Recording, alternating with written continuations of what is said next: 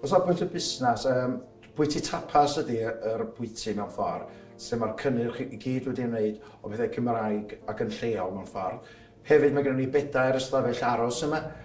Mae naws Cymreig yn amlwg drwy'r stafelloedd gyda carthen Gymreig ac yn y blaen.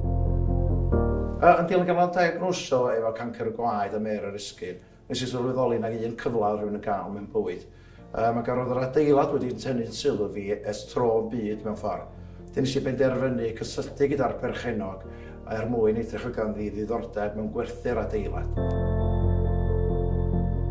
Gaws ni gymorth sylweddol gan Busnes Cymru a ni gysylltu efo nhw trwy'r wefan yn y lle cyntaf ac fe benodwyd ymgynghorydd busnes I weithio efo ni, sef Richard Fraser.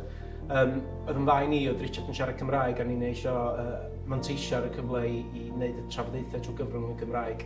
A nath Richard helpu ni o ran yr elfennau cyllido o'r cynllun busnes. A hefyd yn rhoi ni'n cyfeiriad cywir o ran grantiau a chymorth ariannol ar gael trwy Busnes Cymru neu trwy Croeso Cymru a Llywodraeth Cymru hefyd. So ni'n annog unrhyw person sy'n sbio ar datblygu neu cychwyn busnes I dod sydd at Busnes Cymru. Mae gennym ni tîm o cynghorwyr profiadol mewn bob math wahanol meysydd.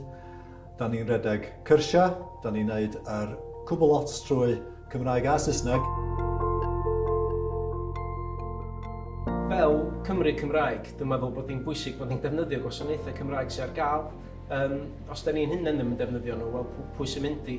Oedd y gwasanaeth ar gael yn hollol broffesiynol ac o ansawdd uchel iawn. A hynny trwy gyfrwng y Gymraeg, os ni'n annog unrhyw un I geisio cael cymorth nhw os da nhw eisiau fod trwy gyfrwng y Gymraeg hefyd.